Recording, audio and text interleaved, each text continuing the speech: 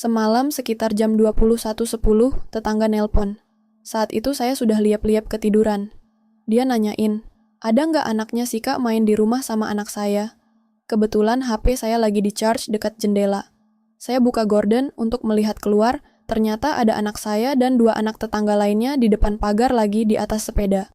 Lalu saya tanyakan ke anak saya, ada si Kak nggak di situ?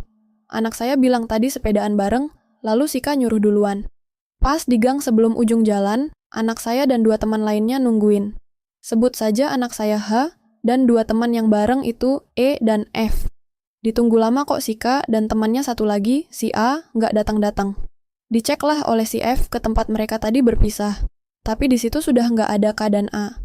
Anak saya dan teman lainnya mikir, oh mungkin sudah pulang duluan karena di tempat mereka berpisah ada ganggang yang bisa tembus menuju rumah. Anak saya dan 2 temannya tiba di rumah, tapi K dan A belum datang juga. Mamahnya K nelponin sambil nyariin K ke lapangan bola dan tempat lainnya. Anak saya dan 2 temannya inisiatif mencari lagi K dan A ke tempat tadi mereka berpisah. Saya menunggu di luar pagar. Ikut deg-degan juga, takut terjadi sesuatu pada K. Sekitar 10 menit kemudian, K dan A datang. Sepeda K ditarik tali rafia oleh A karena rantainya putus. Dan memang mereka nggak lewat jalan yang dilewati oleh anak saya. Makanya nggak ketemu. Nggak lama anak saya dan 2 temannya datang. Alhamdulillah semua sudah ketemu. Tiba-tiba saya ingat kejadian beberapa tahun lalu saat anak ketiga saya masih usia 2-3 tahunan. Saat itu saya sedang sibuk karena ada tamu datang ke rumah. Anak saya yang nomor 3 keluar diam-diam tanpa saya tahu.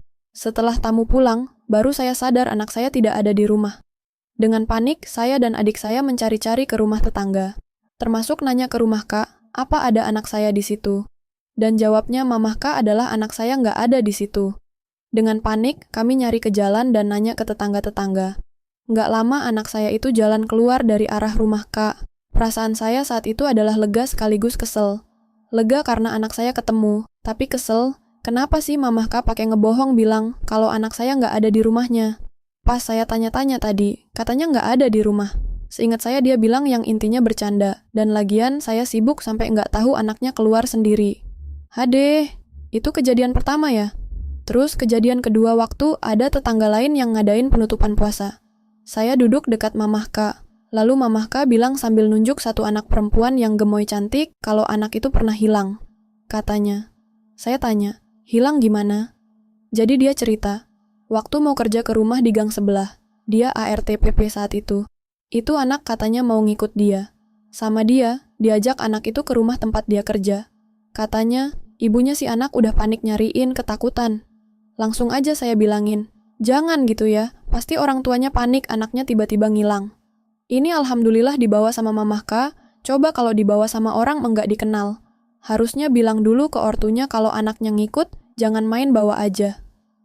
Dengan kejadian Kak yang sempat hilang kemarin, saya langsung mengingat kejadian, di mana mamahnya Kak bawa anak saya dan anak tetangga, tapi nggak ngasih tahu. Dalam hati saya bilang, sekarang tahu kan lo rasanya panik nyariin anak yang nggak tahu kemana. Lagian kayak ginian, dianggap bercanda. Syukurin dah,